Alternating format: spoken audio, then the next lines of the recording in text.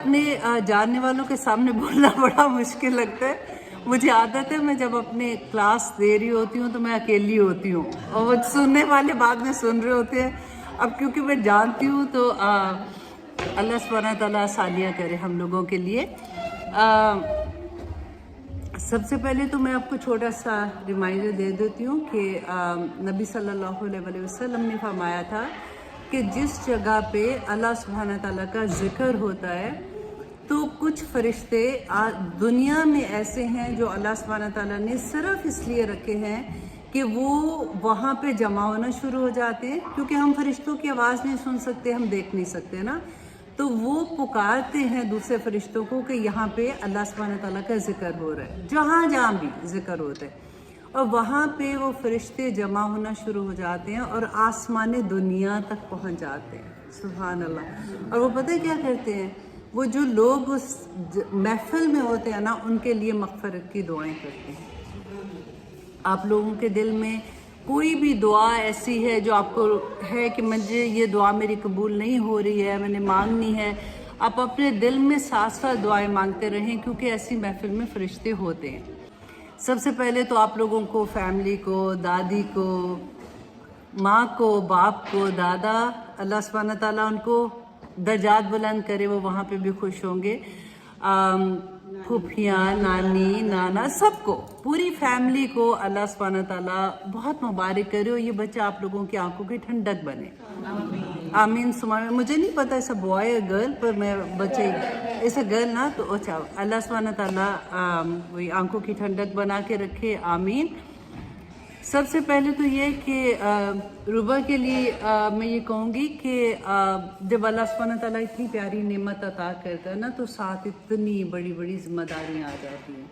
Right. سب سے پہلے تو ایز اے مدر ہمیں, کیونکہ ہمارے زمانے میں یہ رواج نہیں تھا کہ پہلے کوئی درس ہوتا تھا, کوئی بتانے والا ہوتا تھا, تو اچانک یہ ہوتا تھا کہ جی اب بچہ آ گیا ہے, اب پتہ ہی نہیں ہوتا تھا کہ اب ہم نے کیا کرنا. راتوں کو جاگ رہے ہیں. پہلے تو ہماری اپنی زندگی ہوتی تھی نا, اس کے بعد آپ کو فل ٹائم ایک جاب مل جاتی ہے جس کو آپ نے کرنا ہوتا ہے. اور آج کل کی ماؤں کے لیے کیوں مشکل ہے, کیونکہ وہ باہر کام بھی کرتی ہیں. زیادہ تر مائیں باہر کام کرتی ہیں اور پھر وہ بچے کی اتنی بڑی ذمہ داری آ جاتی ہے اور اس کے بعد بچہ پیدا ہونے کے بعد ایک ڈپریشن کا موڈ بھی آتا ہے, وہ رونا دھونا بھی ہوتا ہے کہ یہ کیا ہو رہا ہے میرے ساتھ. زندگی میں اتنی بڑی ایک خوشی بھی آ رہی ہوتی ہے کیونکہ ہم نے یہی دیکھا ہوتا ہے کہ بچہ جب بہن کا بچہ, بھائی کا بچہ تیار شیار ہوا, اچھا سا پیارا سا ہماری گود میں آیا, جو رویا تو پکڑ کے ماں کو پکڑا دیا. اب وہ چکر ہوتا ہے کہ اب آپ اس جگہ پہ ہوتے ہیں کہ بچہ رویا تو آپ کی گود میں آ گیا. رائٹ. تو یہ بڑی اس کی شروع کا جو ٹائم ہوتا ہے نا, یہ بہت ٹف ہوتا ہے ماں کے لیے. ہسبینڈ کو اتنا نہیں پتہ چلتا کیونکہ مجھے یاد ہے کہ میرے ہسبینڈ کہتے تھے کہ کیا ہے رات میں سونا ہے, صبح کام پہ جانا ہے, دوسرے کمرے میں جاؤ. تو یہ آج کل کے ہسبینڈ ویسے اچھے ہیں, دے آل ریئلی ہیلپ ایچ ادر ہر چیز میں. تو یہ ایک ہوگا, لیکن آپ پہلے سے اگر تیار ہوگے تو آپ کے لیے آسانی ہوگی انشاءاللہ. دوسرا دیکھیں یہ ہے کہ اللہ سبحانہ تعالیٰ نے سب سے پہلے تو دیکھیں کہ ایک انسان, ایک بچی اس دنیا میں آ رہی ہے, اس کا مقصد کیا ہے. جسٹ بیکاز آپ اپنی زندگی کو دیکھو, اپنے سے کوشچن پوچھو کہ میں اس دنیا میں آئی ہوں تو میرا کیا مقصد ہے. کیا بس اس لیے کہ میں پہلے چھوٹی تھی, پھر میں اسکول جا رہی تھی, پھر کالج کے بعد شادی ہو گئی, پھر بچے ہوئے اور اس کے بعد اب میں بڑی ہو گئی ہوں اور پھر میں نے مر جانا ہے. یہ مقصد تو نہیں ہوگا نا ہمارا. کوئی تو مقصد ہے جس کی وجہ سے اللہ سبحانہ تعالیٰ نے پیدا کیا, تو وہ ہمیں کہاں سے اس کا جواب ملے گا. اللہ سبحانہ تعالیٰ نے قرآن پاک میں بیان کیا کہ جب آدم علیہ السلام کو اللہ سبحانہ تعالیٰ نے زمین پہ بھیجا تھا تو یہ کہا کہ اب ہدایت میری طرف سے آئے گی. یہ نہیں کہا کہ اب تم دنیا, کیونکہ جنت سے ہی آ رہے تھے نیچے نا, کہ تمہیں تو پتہ ہے سارا کچھ, اب تم نے اپنی مرضی کے مطابق تمہیں پتہ ہے تم نے کیا کرنا, اچھے کام کرنا اور یہ برے کام نہ کرنا, چلو جی تم چلے جاؤ. اللہ سبحانہ تعالیٰ نے فرمایا کہ اب ہدایت میری طرف سے آئے گی, جو اس کو ایکسیپٹ کرے گا وہ کامیاب ہو جائے گا، جو نہیں کرے گا اس کو سزا مل جائے گی، وہ دوزخ میں جائے گا. سیدھی سی بات اللہ سبحانہ تعالیٰ نے بتا دی. اور پھر آگے اللہ سبحانہ تعالیٰ نے فرمایا کہ انسان کو کیوں پیدا کیا، مقصد کیا ہے، لیعبدوا اللہ. ہماری زندگیوں کا مقصد کیا ہے کہ اللہ کی عبادت. اب ہمارے ذہن میں کویشچن آتا ہے کہ کیا مطلب سارا وقت نمازیں پڑھیں گے اور یہی کرتے رہیں گے، یہی ہماری زندگی کا مقصد ہے. لیکن مقصد بھی اللہ سبحانہ تعالیٰ نے پھر آگے بیان کر دیا.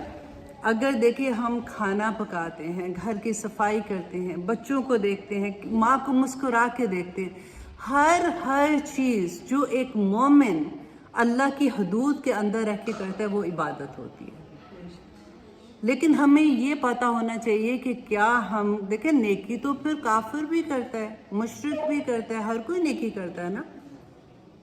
تو what is the difference between ہماری نیکی اور ان کی نیکی میں؟ تو اللہ سبحانہ تعالیٰ نے حدود مقرر کی ہیں. ایک مسلمان عورت اور ایک غیر مسلم عورت میں فرق کیا ہے کہ ہمیں اس بات کا پکا پتہ ہونا چاہیے کہ ہماری حدود کیا ہے. ایک ماں کے اوپر جو سب سے بڑی ذمہ داری آتی ہے نا بچہ، وہ اولاد کی تربیت کی ہے. اور ہم کیا سمجھتے ہیں، دیکھیں ہمارا بڑا آسان سا طریقہ ہوتا ہے کہ بھئی اتنی محنت کی تھی، بچوں کو پالا، یہ سارا کچھ کیا، جو ہم نے اپنی ریگولر زندگی میں کیا ہوتا ہے، ہم کہتے ہیں ہم نے اور اس سے زیادہ کیا کرتے. اگر اولاد نافرمان نکلی ہے تو میرا کیا قصور. حضرت نوح علیہ السلام کی تو اولاد بھی تو نہ ہو گئی تھی ایسے. ہماری اگر بچے ہوئے تو ہم سے کیا پوچھا جائے گا، ان سے پوچھا جائے گا. ہمارے ذہن میں یہی سوالات ہیں. جب ہم اولاد کے بارے میں ہر ماں سے آپ یہ سوچ لے اچھے سے کہ اس سے پوچھا جائے گا اس کی تربیت کے بارے میں. اور تربیت کیا ہے؟ اللہ سبحانہ تعالیٰ نے کہ اللہ کی پہچان کروانا. یہ ایک ماں اور باپ، اس وقت کیونکہ مائیں ہیں تو اس لیے میں بار بار ماں کا لفظ بولوں گی. ہمیں دیکھیں بڑی اچھے سے وہ حدیث یاد ہے کہ نبی صلی اللہ علیہ وسلم نے کہا، 3 دفعہ پوچھا کہ کس کی خدمت کرنی ہے، تو ماں کی، پھر 4تھی دفعہ باپ کی. اور ماں کے قدموں تلے جنت ہے. یہ بھی ہمیں زبان نہیں آتا ہے سب کو، رائٹ؟ لیکن ماں کے قدموں تلے کیوں جنت ہے؟ واٹ از دا ریزن اللہ سبحانہ تعالیٰ نے جنت ماں کے قدموں تلے کر دی؟ بیکاز وہ ماں اس بچے کو جنت کا راستہ دکھاتی ہے. اللہ سبحانہ تعالیٰ نے قرآن پاک میں کہا، یا ایھا الذین آمنو، اے لوگو جو ایمان لائے ہو. تو وہ خطاب کس سے ہے؟ میرے سے اور آپ سے خطاب ہے نا. ہمیں پتہ نہیں چلتا کیونکہ ہم قرآن کو صرف نازلہ قرآن کی طرح پڑھ لیتے ہیں. ہمیں پتہ ہی نہیں اللہ سبحانہ تعالیٰ نے اس میں کیا کہا ہے. اللہ سبحانہ تعالیٰ نے فرمایا، یا ایھا الذین آمنو، اے لوگو جو ایمان لائے ہو، بچاؤ انفسکم، اپنی جان کو، و اہلیکم، اور اپنے گھر والوں کو، نارا، آگ سے. اب یہاں پہ اللہ سبحانہ تعالیٰ نے یہ کیوں نہیں کہا کہ اپنے گھر والوں کو جھوٹ سے بچانا، دیکھو وہ چغلی نہ لگائیں، دیکھو وہ کسی کا دل نہ دکھائیں. آگ کا لفظ کیوں استعمال کیا؟ اور یہ کس کی خطاب ہے؟ گھر والے کس کے ہوں گے؟ ایک ماں اور باپ کے ساتھ یہ خطاب ہے نا کہ اپنے گھر والوں کو آگ سے بچاؤ. اب پتہ ہے، دیکھیے ویژولائز کرو اس سینٹنس کو کہ آپ کا بچہ، اللہ سبحانہ تعالیٰ کیا سمجھانا چاہتے ہیں. سامنے آگ لگی ہوئی ہے، آپ کا بچہ آگ کے ٹوورڈ جا رہا ہے، آپ کو پتا ہے کہ یہ آگ میں گر جائے گا، تو آپ کیا یہاں بیٹھ کے کہو گے، بیٹا دیکھو چھلانگ نہ لگانا، بیٹا آگ جو نا جلا دے گی، نہ کرنا. بچہ میں کتنی دفعہ کہا، باز نہیں آ رہے ہو. اچھا ایسے یہی ہوگا نا اگر جیسے آپ دیکھو اللہ سبحانہ تعالیٰ، ہم نماز کا کیسے بچوں کو کرتے ہیں.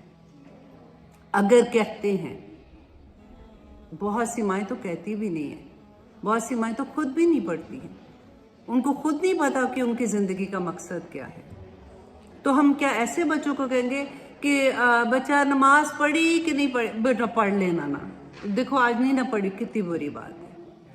وہ تڑپ جو آپ کی آگ میں جاتے ہوئے بچے کو بچانے کے لیے ہوگی نا، ایک ماں خود گر جائے گی بچے کو بچانے کے لیے. وہ تڑپ آپ کی اللہ کا دین دینے کے لیے اس بچے کے لیے ہونی چاہیے. آپ سے پوچھا جائے گا ایسا نہیں ہے. دیکھیں قیامت کے دن اللہ سبحانہ تعالیٰ کے سامنے جب ہم کھڑے ہوں گے تو سوال کس چیز کا؟ آپ کے پاس اتنا بڑا مقصد، بچہ پیدا ہو گیا تو کیا اس لیے کہ چلو جی اب بچہ پیدا ہو گیا تو اب یہ کرو وہ کرو، اب فن کر لو، اب اس کی تربیت کیا کرنی ہے جو اس کو دیکھیں کھانا کھلانا تو ہم گھر میں بلی کتا بھی پالیں گے، اس کو بھی ہم کھانا دیں گے نا، اس کا بھی خیال رکھیں گے. ایسا تو نہیں ہے کہ اس کو بھوکا مار دیں گے. اس کی تربیت کرنا، اور تربیت میں سب سے پہلی بات کہ اللہ کی پہچان دینا. جس بچے کو اللہ کی پہچان ہوگی نا، اللہ کی پہچان کیا ہے؟ سارے کا سارا دین ہے. دین کیا ہے؟ وے آف لائف ہے. جس بچے کو بچپن سے آپ نے دیکھیں نبی صلی اللہ علیہ وسلم نے کہا طالب العلم فریدۃ علی کل مسلم، کہ العلم کی بات ہو رہی ہے، فزکس کیمسٹری الجبرا کی بات نہیں کر رہی ہوں. یہ العلم کون سا ہے؟ جو اللہ سبحانہ تعالیٰ کی پہچان کا، یہ قرآن کا علم ہے نا، یہ ہر مسلمان پہ فرض ہے. جیسے نماز، روزہ، حج، زکوٰۃ فرض ہے نا، ایسے ہی یہ علم دینا ہر ماں باپ کا فرض ہے کہ آپ اپنے بچے کو یہ کم از کم ایجوکیشن دے دو. اس کو بیسک ایجوکیشن پتا ہوگی نا، کل کو جب وہ دنیا میں نکلے گا وہ دوسرے علم حاصل کرے گا اور ساتھ یہ علم ہوگا، وہ کبھی غلط راستے پہ نہیں جائے گا. اس کو پتا ہوگا کہ تقویٰ کیا ہے. یہ کون دے گا اس بچے کو؟ باہر کی دنیا میں ٹیچرز تو نہیں دے رہے ہیں، آپ کے اسکول تو نہیں دے رہے ہیں، آپ کی یونیورسٹیز نہیں دے رہی ہیں، جہاں آپ جاب کر رہے ہو وہ نہیں دے رہے ہیں. تو یہ علم کس نے دینا ہے؟ سب سے پہلی ٹیچر کون ہوگی؟ اس بچے کی ماں ہوگی. ہم اپنی کنی نہیں کترا سکتے یہ سوچ کے کہ نہیں جی ہم نے بڑی محنت کی. کس چیز پہ محنت کی ہے؟ وہ تو ساری دنیا کے کوئی ماں مجھے بتا دے جو اپنے بچے پہ محنت نہیں کر رہی ہے. بعض جو جاب کر رہی ہوتی ہیں صبح سے رات تک مرتی ہیں، 1 گھنٹہ کسی کا جاب سے کٹ جائے نا تو ان کے آنسو ادھر ہوتے کہ 40 آورز سے کم کیسے آورز ہو گئے ہمارے. بچوں کے لیے نکلتی ہیں نا کام کرنے، لیکن بچوں کو کھانا تو دے دیتی ہیں لیکن ان کی تربیت کدھر جاتی ہے؟ میں آنیسٹلی میں سوچتی ہوں کہ اگر میرے گھر میں میرے ساس سسر نہ ہوتے نا تو میرے بچے ایسے کبھی نہ ہوتے، کیونکہ میں تو کام کر رہی تھی سارا وقت. اور اس زمانے میں مجھے کوئی پتہ نہیں تھا یہ بات کا، کیونکہ نہ تو میری زندگی میں قرآن کھولا ہوا تھا. رمضان میں ماشاءاللہ 1 2 3 قرآن بھی ختم کر لیتے تھے. لیکن مقصد کیا تھا؟ ہر ماں اپنے آپ کو یہ دیکھے کہ آپ نے کیا اپنا فرض پورا کیا ہے. کتنے % آپ اللہ سبحانہ تعالیٰ کے سامنے جا کے جواب دو گے کہ میں نے اللہ سبحانہ تعالیٰ یہ کام کیا تھا. جب میرا بچہ نہیں اٹھتا تھا نماز کے لیے تو مجھے اتنی تکلیف تھی جتنی آگ میں جانے کی تکلیف ہے. جب میرا بچہ اللہ سبحانہ تعالیٰ کے احکامات کے مطابق زندگی نہیں گزر رہی تھی، جب میری بیٹی گھر سے نکل رہی تھی باہر، وہ جس حال میں نکل رہی تھی. اب حال کی کیا بات کریں، مائیں خود جس حال میں نکل رہی ہیں تو وہ کیا بچوں کو بتائیں گے؟ آپ فیس بک چیک کر کے دیکھیں، ماؤں کی فیس بک ایسی ہے کہ بچے شرما رہے ہوتے ہیں. تو ہم کہاں تربیت کر رہے ہیں جی؟ بڑا ٹائم دے رہے ہیں، لیکن خدا کے لیے آنکھیں کھولیں کہ آپ کا مقصد کیا ہے. آپ ایسی نہیں دنیا میں ہاں کرنے کے لیے پیدا ہوئے. اللہ سبحانہ تعالیٰ نے سورۃ الانعام کے آخری رکوع میں پڑھ کے دیکھیں. یہ سورۃ الانعام مکی دور کی آخری دور کی سورہ ہے. ابھی مدینہ کا دور آنا تھا. 9 اللہ سبحانہ تعالیٰ نے چیزیں بتائیں جو اللہ نے کہا کہ حرام کر دی گئی. اے نبی ان کو بتا دو. پوچھتے ہیں نا کہ کیا حرام ہے؟ 9 چیزیں حرام ہیں اس کے اندر. اور ان میں سب سے بڑی پہلی بات کیا کہی کہ اللہ کے ساتھ کسی کو شریک نہ کرنا. یہ سکھایا نا. الحمدللہ ہم کہتے ہیں کہ ہم تو بت نہیں مانتے، ہم اللہ کو ساتھ کسی کو شریک نہیں کرتے. اللہ سبحانہ تعالیٰ نے قرآن میں بتا دیا کہ تم اپنے نفس کے ساتھ شرک کراتے ہو، تم اپنی خواہش نفس کو آگے رکھتے ہو، اللہ کے احکامات کو پیچھے رکھتے ہو. میں اگر ایسے کروں گی، اللہ نے کہا کہ تم دیکھو، اللہ اسی آیا میں 9 چیزوں میں اللہ سبحانہ تعالیٰ نے کہا فحاشی حرام ہے. حرام کا لفظ ہے. ہمیں اگر سور کوئی کھلائے گا ہم کھائیں گے؟ نہیں کھائیں گے نا. ہمیں صرف یہی پتا ہے کہ ایک سور ہی حرام ہے، باقی ساری چیزیں ہم نے حلال کی ہوئی. فحاشی کا لفظ جو ہے اس کو پھر ڈیفینیشن آپ کو پتہ ہی نہیں ہے کہ فحاشی کون سی فحاشی حرام ہے. آج کل آپ اپنے فنکشنز دیکھیں, میں خود آنیسٹلی میں شرمندہ ہوتی ہوں یہ بولتے ہوئے کہ میں نے بھی اپنے بچوں کی شادیاں ایسے کی تھی جب میری زندگی میں قرآن نہیں کھلا تھا. بہت کڑوی بات لگتی ہے, بہت کڑوی بات لگتی ہے کہ آج ہم اپنی بیٹیوں اپنی بہوؤں کو نچا رہے ہوتے ہیں غیر محرموں کے سامنے, اور ہمیں کوئی شرم حیا بھی نہیں ہوتی ہے. یہ سمجھتے تھے کہ دس is okay, this is a culture, گھر میں نماز تو پڑھ کے آئی ہوں. بچے تو چھوڑے, ہم خود کیا کر رہے ہوتے ہیں, کیا جواب دیں گے ہم مسلمان. مجھے یہ بتائیں ہم کیا مسلمان ہیں؟ اس لیے کہ آپ نے کلمہ پڑھ لیا, لا الہ الا اللہ, مطلب پتہ ہے اس کا, اور پھر ہم جنت کے نبی صلی اللہ علیہ وسلم کی شفاعت بھی لے کے بیٹھے ہوئے ہیں کہ وہ کرا دیں گے. پتلی گلی سے نکل کے ادھر سے ادھر چلے جائیں گے, نہیں جائیں گے. 30th پارہ, صرف 30th پارہ میں آپ کو کہتی ہوں, آپ ورڈ ٹو ورڈ ٹرانسلیشن کے ساتھ پڑھ لیں. خدا کی قسم زمین پاؤں کے نیچے سے زمین نکل جاتی ہے. یہی جو آیت میں سنا رہی ہوں نا آپ کو, اسی آیت کے آگے اللہ سبحانہ تعالیٰ نے جو کو والی میں نے سنائی ہے, اللہ سبحانہ تعالیٰ نے فرمایا کہ دوزخ پہ ایسے فرشتے ہیں جو کوئی اور بات نہیں سنتے سوائے اللہ کے حکم کے, اور وہ بڑے ظالم و شداد ہیں, تو نہیں بچ سکتے ہیں. آپ لوگ اپنی زندگیوں کو دوبارہ سے گھر جا کے تھوڑی دیر سوچیں کہ اللہ سبحانہ تعالیٰ نے جو دین دیا ہے نا وہ بالکل بینہ دین ہے. قرآن بالکل بینہ ہے. آپ بلیو کریں, جو لوگ یہ کہتے ہیں نا سمجھ نہیں آتی قرآن کی, ایسا نہیں ہو سکتا. آپ صرف وہ ٹو وہ ٹرانسلیشن پڑھ لیں, آپ کو ساری سمجھ آ جائے گی. صرف وہ جو فقہ کے مسئلے ہیں وہ آپ کو کسی عالم دین سے پوچھنے پڑیں گے, ورنہ اپنی زندگی گزارنے کا ہر مسئلہ قرآن میں بینہ ہے. ایھا الذین آمنوا اتقوا اللہ حق تقاتہ ولا تموتن الا وانتم مسلمون. بہت دفعہ ہم نے سنی ہوئی ہے, اور یہ آیا جو ہے نکاح کا خطبہ جو ہے ہمیشہ اس میں پڑھی جاتی ہے. رسول اللہ صلی اللہ علیہ وسلم اس آیا کو پڑھا کرتے تھے. میں نے اسی لیے یہ آیا پک کیا تھا کہ آپ لوگوں کے سامنے میں وہ آیت رکھوں کہ رسول اللہ صلی اللہ علیہ وسلم, کیونکہ وہی خطبہ پڑھا جاتا ہے نا آج تک, تو اگر تو دلہا دلہن کو انہوں نے برکت کی دعا دینی ہوتی یا کچھ ایسے کہنا ہوتا تو پھر وہ آیت الکرسی جو ہے وہ آیات کی سردار ہے, وہ پڑھ لیتے یا الحمد کہہ دیتے, اس طرح سے دعا دیتے. تو رسول اللہ نے پورے قرآن میں سے 4 صورتیں جو ہیں, 3 صورتوں میں سے 4 آیات پک کی تھی, اور وہ نصیحت کی تھی دولہا دلہن کو. ہم ہمیشہ نکاح پہ جاتے ہیں, ہم دعائیں مانگ کے آ جاتے ہیں, کیونکہ ہماری زبان نہیں ہے نا, تو ہمیں سمجھ ہی نہیں آتی کہ رسول اللہ نے ایکچولی کیا کہا تھا.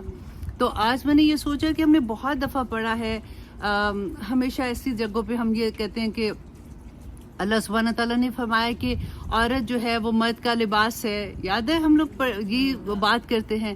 اینڈ سیکنڈ ہم یہی کہتے ہیں کہ آدمی قوام ہے, اس کی کیا ذمہ داریاں ہیں, ہم اس پہ بات کرتے ہیں. اور وہ الحمدللہ آپ لوگوں کو بہت اچھے سے پتہ ہے, ہم میں سے زیادہ تر یہاں پہ الحمدللہ شادی شدہ ہیں. تو آج اسی لیے میں نے نکاح کے خطبے کو پک کیا تھا کہ ہم دیکھیں کہ جو سب سے خوبصورت نصیحت رسول اللہ کر سکتے ہیں اور تو کوئی نہیں کر سکتا نا. تو پہلی دفعہ ہم یہ دیکھیں کہ 4 آیات میں آپ غور کیجئے گا کہ اتقوا اللہ. 4 آیات میں دلہا دلہن کو رسول اللہ کیا کہہ رہے ہیں؟ اتقوا اللہ, اللہ سے ڈرنا. دیکھو بچ کے رہنا, زندگی گزارنی ہے نا جو بھی, تو اپنے آپ کو بچا کے گزارنا. اب سب سے پہلے میں آپ کو تھوڑا سا تقویٰ کا بتا دوں کہ تقویٰ کیا ہوتا ہے. کہ حضرت عمر رضی اللہ عنہ سے پوچھا گیا کہ تقویٰ کیا ہے, تو انہوں نے کیا فرمایا تھا کہ جیسے ایک راہداری پہ تم چل رہے ہو, دنیا اس راہداری, تو اس کے دونوں طرف کانٹے دار جھاڑیاں ہیں, and you have to go, تم کو وہ پار کر کے دوسری طرف جانا ہے, تو تم کیسے جاؤ گے؟ رائٹ, اپنے آپ کو بچا کے, اپنے آپ کو سنبھال کے کہ کہیں کوئی کانٹا نہ چپ جائے, میرے کپڑے کہیں پہ نہیں لگ جائیں. تو دنیا میں اتنا سنبھل کے چلنا از تقویٰ. اور جہاں بھی خاندان کی بات آئی ہے نا پورے قرآن میں, دیکھیں قرآن از ناٹ اونلی نماز روزہ حج زکوٰۃ نا, قرآن از اے وے آف لائف, کہ ہم نے زندگی کیسے گزارنی ہے. یہ دوسرے مذاہب کی طرح نہیں ہے, جیسے ہندوؤں میں یہ ہے کہ چلو جی پوجا پاٹ کی اس کے بعد یہ ہمارا کلچر ہے. اسلام میں ایسا کچھ نہیں ہے. رسول اللہ صلی اللہ علیہ وسلم نے جہاں پہ کھانا پینا، اٹھنا بیٹھنا، ایون باتھ روم میں جانے کی دعا بھی بتائی ہے. تو ایسا نہیں ہو سکتا کہ ہماری زندگیوں میں ہم نے خوشیاں کیسے سیلیبریٹ کرنی ہے، ہماری زندگیوں میں کبھی مشکلیں آئے تو ہم نے کیسے کرنا ہے، کیا بیہیویئر اس وقت ہونا چاہیے. ہمارے پاس کمپلیٹ گائیڈنس ہے. ہم اس سے باہر نکلیں گے تو پھر اللہ سبحانہ تعالیٰ کی بات آ جاتی ہے، اتقوا اللہ، اللہ سے ڈرنا. تو پہلے ہم نے یہ سمجھ لیا کہ اتقوا اللہ کا مطلب کیا ہے، رائٹ. اب پھر اللہ سبحانہ تعالیٰ نے آگے جو بات کہی نا کہ حق کا تقاتے ہی، کہ جیسے اللہ سے ڈرنے کا حق ہے. ہم تو آرام سے سن لیتے ہیں نا، ہم نے سن بھی لیا، پڑھ بھی لیا. یہ جب آیت نازل ہو رہی تھی تو صحابہ کانپ گئے تھے، لرز گئے تھے. رسول اللہ کے پاس گئے، انہوں نے کہا یا پاک پروردگار، ہم کوشش کرتے ہیں لیکن اللہ کا حق وہ کیسے ادا کر سکتے ہیں؟ اور اللہ سبحانہ تعالیٰ نے تو اس آیت میں کہا کہ حق کا تقاتے ہی. تو رسول اللہ نے کہا کہ جیسا اللہ کا حکم ہے ویسا کرو. اور پھر بہت بعد میں سورۃ تغابن میں اللہ سبحانہ تعالیٰ نے یہ آیت جب نازل کی نا، فاتقوا اللہ مستطعتم، کہ اللہ کا تقوی اختیار کرو، جتنی تم میں طاقت ہے، جتنی تم استطاعت رکھتے ہو نا اتنی کوشش ایٹ لیسٹ کرو. تو صحابہ کی جان میں جان آئی تھی.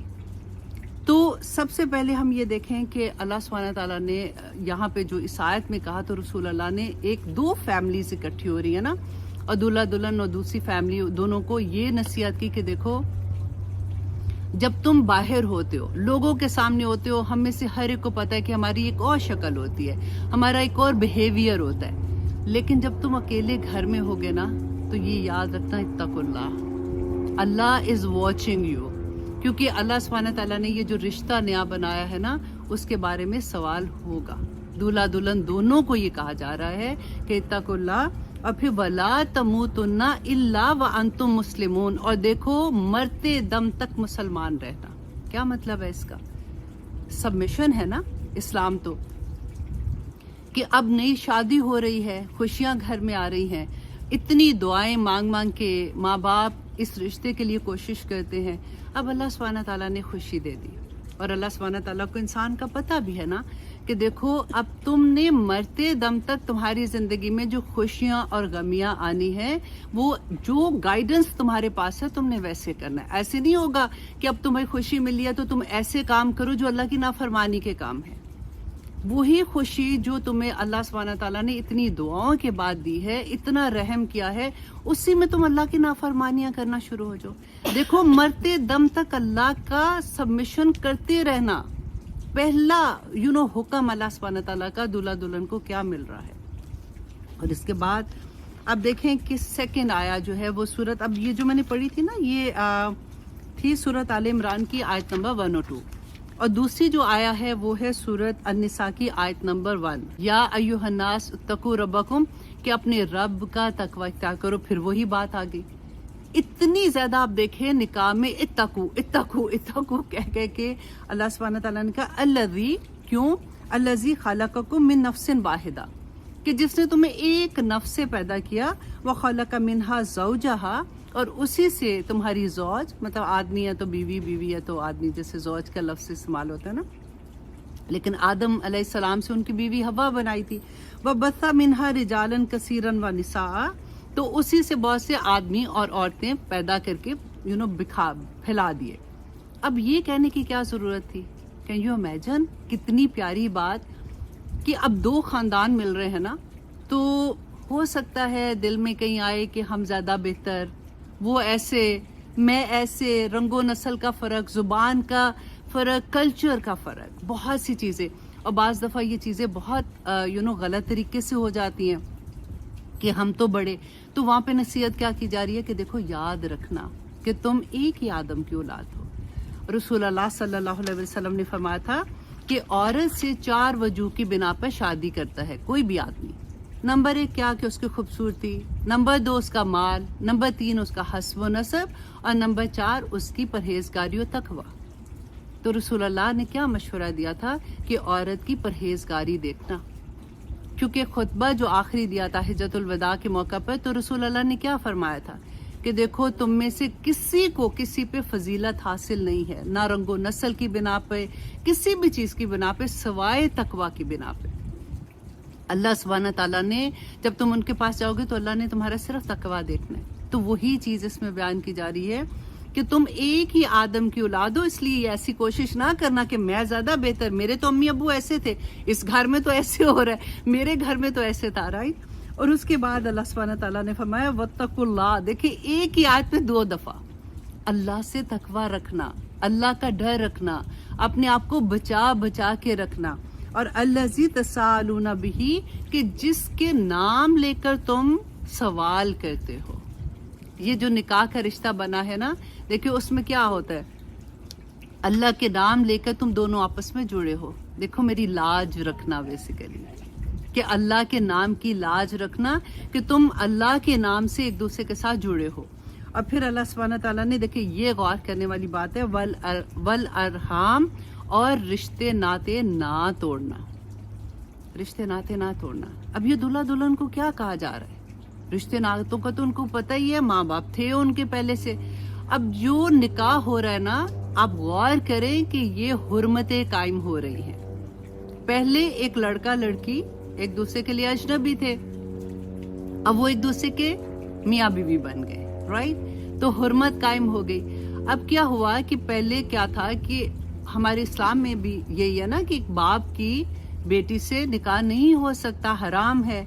تو اب کیا ہوا کہ وہ جو بہو آ رہی ہے اور سسر کا نکاح حرام ہو گیا. وہ اللہ نہ کرے خامد زندہ رہے، جب اگر نہیں بھی ہے نا یہ فار ایور وہ رشتہ محرم آپ کا ہو گیا، نکاح نہیں ہو سکتا.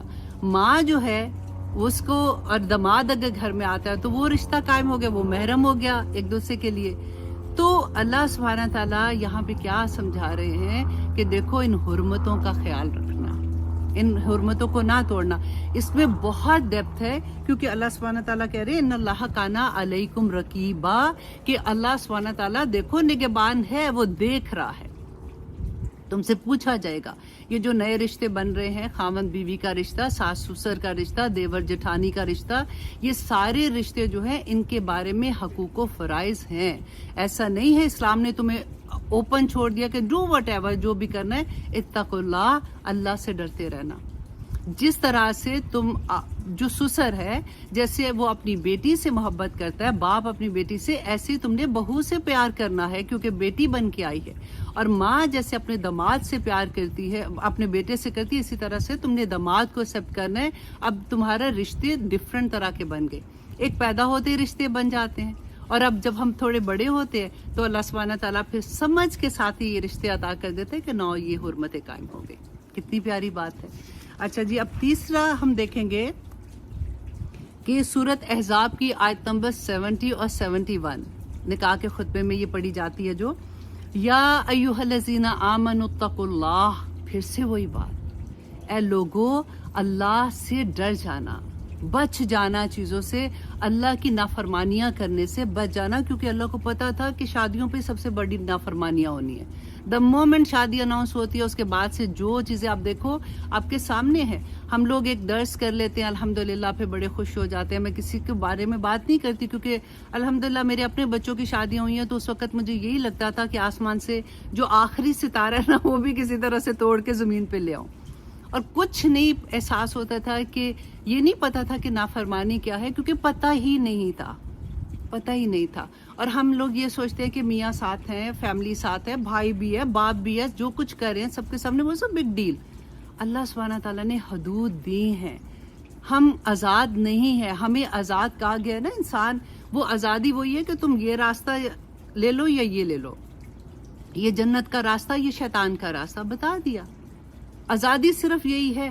مار آخر میں پڑے گی اگر دوسرا راستہ لیں گے، اور جنتوں میں انشاءاللہ ہم سب جائیں گے کیونکہ ہم سیدھے راستے پہ چلنے کی کوشش کرتے ہیں.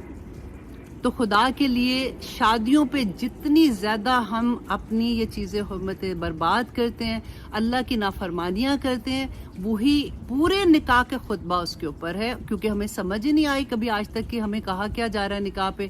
ہم بڑے تیار شیار ہو کے دعائیں مانگ کے آ جاتے ہیں اور پتہ ہی نہیں لگتا کہ حکم کیا ہے. تو اللہ سبحانہ تعالیٰ فرماتے ہیں یا ایھا الذین آمنوا اتقوا اللہ، اللہ سے تقوی اختیار کرو. اور بہت ڈر والی بات، وقولوا قولا سدیدا، اور دیکھو سیدھی بات، زبان سے سچی بات کرنا، یہ زبانیں جب چلتی ہیں نا تو یہ گھر تباہ کر دیتی ہیں. اب آج کل دیکھ لو، ایک کسی نے کوئی ایسا بات کہی ہوتی ہے ٹی وی پہ، انہوں نے یہ بات کہہ دی، اسے پورے شہروں میں آگ لگ جاتی ہے.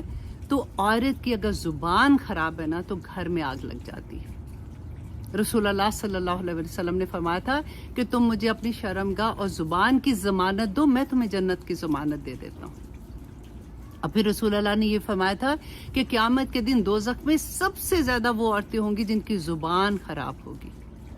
آپ کو یاد ہے حضرت ابراہیم کا واقعہ نا؟ اپنے بیٹے کو جب ملنے گئے تھے کیا ہوا تھا؟ نبی تھے وقت کے، کوئی ایسا بھی نہیں کہ عام بندے نے بات کہہ دی. اپنے بیٹے کو ملنے گئے، بیٹا گھر پہ نہیں تھا، بیوی گھر پہ تھی. ان کو جا کے ملے. اس زمانے میں جو مہمان آتے تھے نا ان کی بڑی عزت ہوتی تھی. آج کل کے نہیں کہ فون آیا مہمان ہے، نہیں جی ہم تو پہلے ہی کہیں جا رہے ہیں کہ جان چھوٹے. تو اس زمانے میں یہ بہت بڑی بات ہوتی تھی کہ مہمان آئے اور انہوں نے سرو کرنا ہوتا تھا. ابراہیم علیہ السلام کے بیوی کو نہیں پتا تھا یہ کون ہے، بزرگ تھے. تو انہوں نے پوچھا کہ بیٹا مطلب تمہارا خاوند کہاں ہے؟ تو انہوں نے کہا کہ وہ شروع ہی ہو گئی کہ اس کو تو ٹائم ہی نہیں ملتا گھر دینے کا، یہ ہے وہ ہے، جو بھی شکایتیں لگانا شروع ہو گئی. ابراہیم علیہ السلام آرام سے سنتے رہے. جاتے وقت کہتے ہیں کہ اچھا میں جا رہا ہوں بیٹا، تمہارا خاوند جب گھر آئے گا تو اس کو کہنا کہ ایک بزرگ آئے تھے، انہوں نے تمہارے لیے یہ پیغام دیا ہے کہ اپنی چوکھٹ بدل لینا. اچھا انہوں نے کہا اوکے. بیوی جب خاوند گھر آیا تو بیوی نے بڑے شوق سے بتایا کہ ایک بزرگ آئے تھے اور انہوں نے کہا کہ اپنی چوکھٹ بدل لینا. تو ان کو سمجھ آ گئی کہ میرے باپ نے مجھے کیا پیغام دیا ہے. وجہ کیا تھی؟ اب کوئی اینٹیں لے کے تو نہیں ماری تھی وہاں پہ نا. وہ کیا ان کو پتہ ہے، جو عورت نیک کرنے والی ہوتی ہے نا، نیگنگ یہ کر کے، وہ کبھی بھی گھر نہیں بنتا. اب دیکھو یہ ساری چیزیں نا ہسبینڈ اینڈ وائف دونوں کے لیے ہیں بیسیکلی. میں کیونکہ ہم ساری عورتیں ہیں اس لیے میں بار بار عورتیں اس طرح سے بات کر رہی ہوں.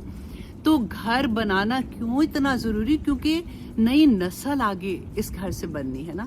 تو اس لیے اللہ سبحانہ تعالیٰ جو اتنا اللہ کا تقوی کی بات کر رہے ہیں. اور اللہ سبحانہ تعالیٰ دیکھیں اب اتنی پیاری آخر میں بات کہتے ہیں کہ اگر تم اللہ کا تقوی اختیار کرتے ہو، اگر تم خاندان جونٹ پہ ایک دوسرے کا خیال رکھتے ہو، اگر تم اپنی زبان کی حفاظت کرتے ہو، تو پھر میں کیا کروں گا؟ اللہ سبحانہ تعالیٰ فرماتے ہیں یصلح لکم اعمالکم، پھر تم فکر نہ کرنا، میں تمہارے سارے کام خود ہی سے ٹھیک کر دوں گا.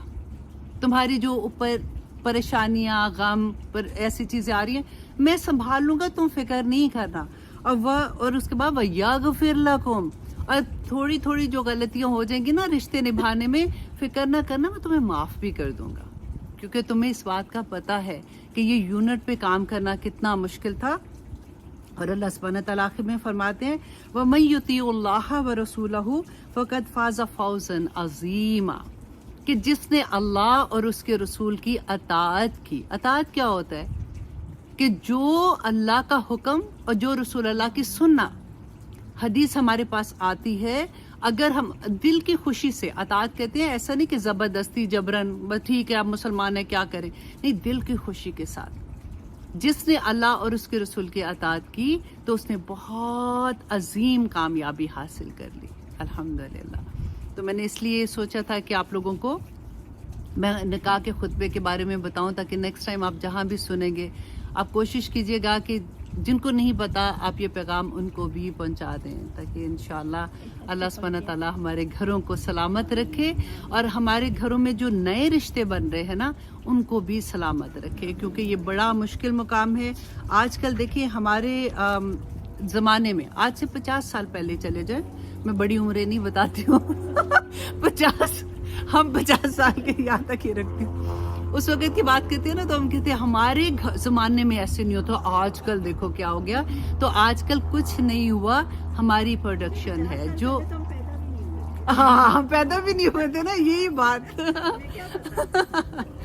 تو آپ لوگ ذرا غور کیا کیجئے جب ہم اگلی نسلوں کی بات کرتے ہیں نا کہ فتنہ ہو گیا، نسلیں ایسے ہو گئیں، استغفر اللہ، بچوں کو دیکھو، تو آپ دیکھا کریں کہ یہ بچے جو ہے نا یہ میری اور آپ کی پیداوار ہیں. ہم اپنی ماں کی پیداوار تھے، ان کو شاباشی دیں کہ انہوں نے ہمیں پیدا کر کے ایسا بنا دیا، اور ہمیں مار پڑنی چاہیے کہ ہم نے اگلی نسل کو کیا دیا ہے. اور اگلی نسل پہ بہت بڑا یہ کام آ رہا ہے کہ انہوں نے اپنے بچوں کو اللہ سے جوڑنا کیسے ہے، کیونکہ فتنہ بہت بڑا ہے آگے.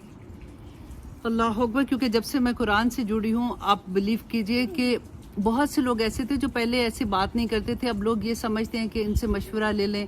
تو وہ گھر کی جو باتیں مجھے پتہ چل رہی ہیں، گھر جتنے ٹوٹ رہے ہیں نا آج کل، زبان بہت بڑی ہے. اب میرے حق، میرا میں مجھے ایسے کیوں کہا، مجھے ایسے کیوں کہا، وہ والی بات ہے. دونوں طرح سے لڑکا بھی نہیں کمپرومائز کر رہا، لڑکی بھی کمپرومائز نہیں کر رہی ہے.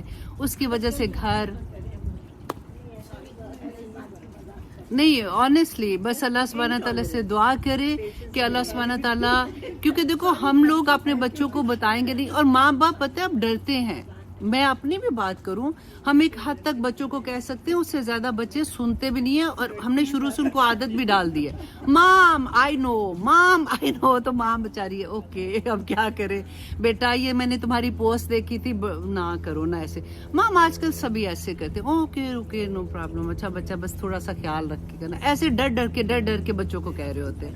اور جو نہیں کہہ رہے ہوتے نا، وہ کیونکہ خود ایسے ہوتے ہیں، پھر بچے اپنے گھر میں آ کے لڑائی ڈالتے ہیں. اس کی ماں تو نہیں کہہ رہی تو آپ کو کیا پرابلم ہے؟ وہ کیوں بیٹا، وہ ان کا گھر ہے. اچھا تو دوست تو آپ کی بہت ہے، شی از یور بیسٹ فرینڈ. اس وقت آپ کو نہیں پتہ چلتا. یہ ٹروتھ ہے. اگر ہمارے وہ لگتا ہے نا کہ منہ کے اوپر تھپڑ پڑے ہیں، اور لیکن ہم سننا نہیں چاہتے نا، اور نہ کرنا چاہتے ہیں، پھر بات کرتے ہوئے بھی میں بڑی سوچ کے بات کرتی ہوں، کیونکہ مجھے ڈر ہوتا ہے کہ یہ باتیں مشکل ہوتی ہیں سننا، کیونکہ یہ سچ ہے. آج کل کے زمانے میں اللہ سبحانہ تعالیٰ مجھے اور آپ کو سب کو توفیق عطا کرے کہ ہم سیدھے راہ پہ چلنے والے، اپنی اولاد کو سیدھے راہ پہ چلانے والے بن جائیں.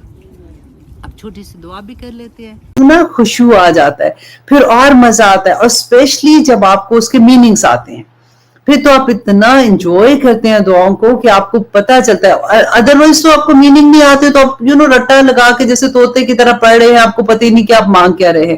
تو یہ دعا پھر نبی صلی اللہ علیہ وسلم نے بتایا ابو ہریرہ کو کہ وہ جو دعا پڑھتے ہیں کہ اللہم باعد بینی و بین خطایائی، اے اللہ میرے گناہوں کے درمیان میں اور میرے اور میرے گناہوں کے درمیان میں اتنی دوری کر دے کما باعدت بین المشرق والمغرب، جتنی دوری اللہ سبحانہ تعالیٰ اپنے مشرق اور مغرب میں کیا ہے کہ میرے گناہ مجھے نظر ہی نہ، اتنے دور مجھ سے کر دے.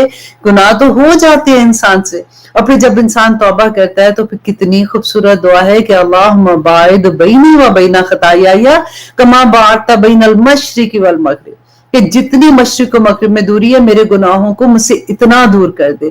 اور پھر اللہ سبحانہ تعالیٰ سے دعا کرتے ہیں کہ اللہم نقنی من خطایائی، اے اللہ میرے گناہوں سے مجھے ایسے پاک کر دے کما ینقی الثوب الابیض من الدنس، کما ینقی الثوب الابیض من الدنس، جیسے سفید کپڑے کو دھو ڈالتے ہیں. اب دیکھیے کہ لفظ آپ دیکھیے کتنے خوبصورت ہیں کہ جیسے سفید کپڑا، کیونکہ داغ تو ہر کپڑے پہ لگا ہوتا ہے نا، ہر کپڑے پہ ہر رنگ پہ داغ صاف کرنا بہت آسان ہوتا ہے، لیکن آپ کو پتہ ہے کہ سفید کپڑے پہ داغ کو دھونے کے لیے کتنی مشکل ہوتی ہے کہ وہ داغ نظر بھی نہ آئے. تو وہ دعا ہے کہ اللہ سبحانہ تعالیٰ جیسے سفید کپڑے سے داغ دور ہو جاتے ہیں نا، صاف ستھرا ہو جاتا ہے، اس طرح سے مجھے واپس اس طرح سے صاف ستھرا کر دے کہ میرے گناہ بالکل دھو ڈال. اور پھر آگے دیکھیے کتنی خوبصورت ہے کہ اللہم اغسلنی من خطایائی، اے اللہ میرے گناہوں کو دھو ڈال بالثلجی برف سے، والماء والبرد پانی اور اولوں سے دھو ڈال.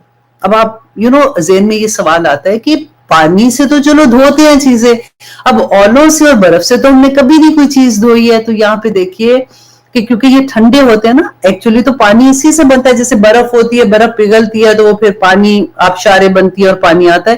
لیکن یہاں پہ آپ دیکھیے کہ ٹھنڈک ہے کہ اللہ سبحانہ تعالیٰ اپنی رحمت کی ٹھنڈک کے ساتھ میرے گناہوں کو دھو ڈال، میرے گناہوں کو مجھ سے دور کر دے. اتنی پیاری دعا ہے یہ. آپ تکبیر تحریمہ کے بعد آپ یہ دعا مانگ سکتے ہیں، اور پھر انشاءاللہ جیسے ہم الحمد پڑھتے ہیں اور اپنی نماز شروع کرتے ہیں، اسی طرح سے باقی بھی دعائیں جو بھی ہیں، جو سجود کی دعائیں ہیں، رکوع میں تو خیر میں نے ابھی آپ کو یہ تکبیر تحریمہ کے بعد بتائی ہے، جیسے جو دعائیں ڈفرینٹ ہے وہ بھی انشاءاللہ میں آپ کے ساتھ شیئر کرتی رہوں گی تاکہ ہم ساری دعائیں یاد کر لیں، اور نبی صلی اللہ علیہ وسلم نے جو دعائیں مانگی ہیں، کیونکہ اکثر ہوتا ہے نا کہ ہم دعا مانگنا چاہتے ہیں تو ہمیں سمجھ ہی نہیں آتی ہے اور ورڈز نہیں پراپر ملتے.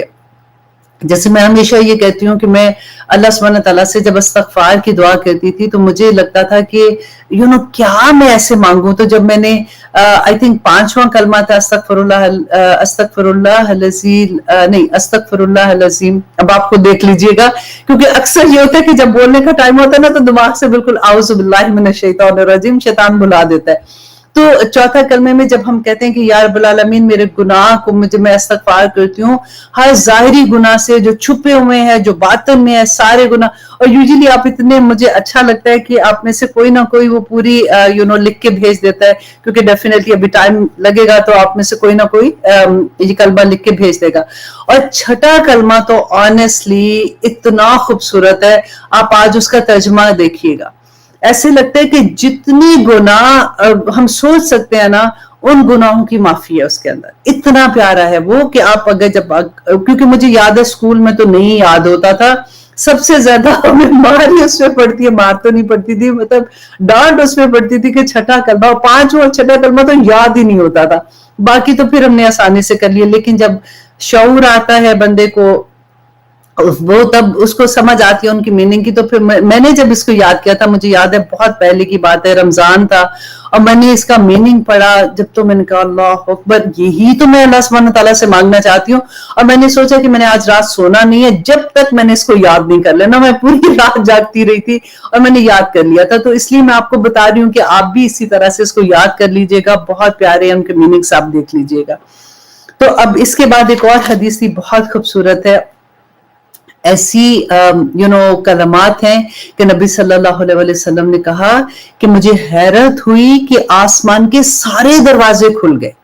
تو ایک یہ مسلم کی حدیث ہے، 601 انٹرنیشنل نمبر ہے اس کا، کہ حضرت ابن عمر رضی اللہ عنہ، حضرت عمر کے جو بیٹے ہیں نا عبداللہ بن عمر جو ہیں، وہ روایت کرتے ہیں کہ ایک مرتبہ میں نبی صلی اللہ علیہ وسلم کے ساتھ نماز پڑھ رہا تھا، تو ایک شخص داخل ہوتا ہے اور اس نے یہ کلمات کہے. تو نبی صلی اللہ علیہ وسلم نے جب نماز کے بعد اسے پوچھا کہ کیونکہ وہ پیچھے تھا، ڈیفینیٹلی نبی صلی اللہ علیہ وسلم نماز پڑھ رہے تھے، تو نبی صلی اللہ علیہ وسلم نے پوچھا کہ کون شخص ہے جس نے یہ کلمات کہے. تو ایک شخص بیچ میں سے بولا، نام نہیں پتا کہ کوئی صحابی تو ہوں گے لیکن اس میں نام نہیں ہے، کہ انہوں نے کہا کہ میں نے یہ پڑھے تھے. اور کلمات پتہ کیا تھی؟ اتنی آسان کہ اللہ اکبر و کبیرہ والحمد للہ کثیرہ سبحان اللہ بکرۃ و اصیلا.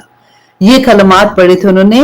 تو نبی صلی اللہ علیہ وسلم نے کہا کہ مجھے حیرت ہوئی کہ آسمان کے سارے دروازے کھول گئے. یہ کلمات کو اوپر لے کے جانا تھا نا، اتنی بڑے کلمات تھے یہ کہ سارے دروازے اس کی عزت کے لیے کھل گئے. اللہ اکبر. اور حضرت عبداللہ بن عمر کہتے ہیں کہ جب سے میں نے نبی صلی اللہ علیہ وسلم سے یہ بات سنی تھی، اس کے بعد میں نے اپنی پوری زندگی کوئی ایک دن ایسا نہیں تھا کہ میں نے یہ کلمات نہیں پڑھے. تو اتنی آسان سے ہم تو پڑھتے ہیں، صرف تھوڑا سا ایک لفظ آگے آتا ہے تو آپ پڑھ لیا کیجئے، کیونکہ ڈفرینٹ حدیث میں اس کا تھوڑا ڈفرینٹ بھی ہے. ایک میں یہ بھی ہے کہ 3 دفعہ کلمات کہے تھے، اور تھوڑا سا ڈفرینٹ آخر میں اعوذ باللہ من الشیطان الرجیم کے ساتھ آتا ہے. لیکن اس حدیث میں جو اس کا نمبر میں نے آپ کو بتایا، اس میں ایک ہی دفعہ پڑھنے کا تھا. بہت خوبصورت حدیث ہے، بہت خوبصورت دعائیں ہوتی ہیں. ان کو چھوٹی چھوٹی دعاؤں کو آپ ساتھ یاد کر لیا کیجئے. اب آتے ہیں ہم اپنے تفسیر کی طرف. سورۃ الانعام آیت نمبر ہم آج کریں گے انشاءاللہ 46. اس سے پہلے ہم آیت کر رہے تھے کہ 45 کا ہم نے کہا، یہاں تک پڑھا تھا کہ فَقُطِعَ دَابِرُ الْقَوْمِ. تو اللہ سبحانہ تعالیٰ نے کہا کہ ان کی قوم کی جڑ کاٹ دی تھی. اور ہم پڑھ کیا رہے تھے، میں تھوڑا سا واپس اس کو ریکیپ کرتی ہوں کیونکہ اسی کو آگے ہم نے پڑھنا ہے. کہ ہم نے یہ دیکھا تھا کہ ہماری زندگی میں جب کوئی مشکل آتی ہے، پریشانی آتی ہے، بیماری آتی ہے، نقصان زندگی میں آ جاتا ہے، یا اس سے جو بھی چیزیں آتی ہیں، تو اس کی کیا وجہ ہے. یوزلی آپ یہ دیکھیں کہ جب ایسی سچویشن آتی ہے تو آپ کسی سے بھی بات کریں یا اپنے آپ سے بھی بات کریں تو ہمیں یہ لگتا ہے کہ सब पे मुश्किल वक्त आता है तो हम पे भी आ जाता है वसबिल। तो उससे पता है क्या चीज होती है कि हमारी करेक्शन नहीं हो पाती, हम वो मैसेज नहीं समझ सकते। ये जो बीमारी, तकलीफ, परेशानी, कोई भी चीज है ना, ये पूरा मैसेज होता है। इट्स नॉट लाइक ओके बीमारी आ गई चलो जी ठीक है आप दुआएं करेंगे खत्म हो जाएगी, खत्म नहीं। एक मैसेज है जिसको हमें समझना होगा। अल्लाह सुब्हान ताला ने पिछली जो हमने आयात की थी उसमें यही मैसेज बड़ी स्ट्रांगली हमें समझाया कि किस तरह से हमारी जिंदगियों में नंबर 1 देखें, हम उसी तरह से ये 6 लेवल पे आप इसको समझेंगे तो आसानी हो जाएगी कि जब हमारी जिंदगी में कोई मुश्किल आती है तो कैसे, नंबर 1 ये कि अल्लाह सुब्हान ताला की तरफ से अगर इम्तिहान है तो हमें ये कैसे पता चले, और इम्तिहान है तो फिर उसके बाद क्या होगा। तो अल्लाह सुब्हान ताला ने सूरह बकरा में इसके बारे में बता दिया कि वाला नबलुवन्नकुम बिशैइन मिनल खौफ वल जुई व नक्सुम मिनल अम्वाल वल अनफुस व बशिर साबिरीन, वो जो मैंने आयत आपको लास्ट टाइम भी बताई थी कि मैं जरूर बर जरूर तुम्हें आजमाऊंगा। लेकिन मैंने यही बताया था ना कि सबसे खूबसूरत बात ये थी कि बिशई का लफ्ज है कि कुछ सेहत लेके, कुछ माल लेके, कुछ बीमारी देके, कुछ परेशानी देके, कोई भी औलाद की तरफ से छोटी, लेकिन बिशई, सारी नहीं, सारी लेके नहीं आजमाऊंगा, बेशई का लफ्ज था, ठीक है। और उस वक्त अल्लाह सुब्हान ताला क्यों परेशानी दे रहे हैं कि अल्लाह सुब्हान ताला कहते हैं कि वह बशिर साबिरीन, कि खुशखबरियां दे दो उनको जिन्होंने इन पे सब्र किया। अल्लाह सुब्हान ताला ये देखना चाहते हैं उस वक्त कि मेरा बंदा जब इसके ऊपर कोई मुश्किल आती है, परेशानी आती है, तो ये क्या अल्लाह के से रजू करता है या फिर इधर उधर चला जाता है, या फिर पीरों फकीरों के पास, या फिर ऐसी जगहों पे जाके कि वो मेरी मुश्किल हल कर देंगे, वो मेरी मुश्किल हल कर देंगे, फिर वो गलत तरह से उस तरफ जाते हैं। ये अल्लाह सुब्हान ताला का एक टेस्ट होता है बंदे के लिए। और दूसरा, अब देखिए आजमाइश पता है कैसे होती है कि जो मोमिन बंदे होते हैं ना,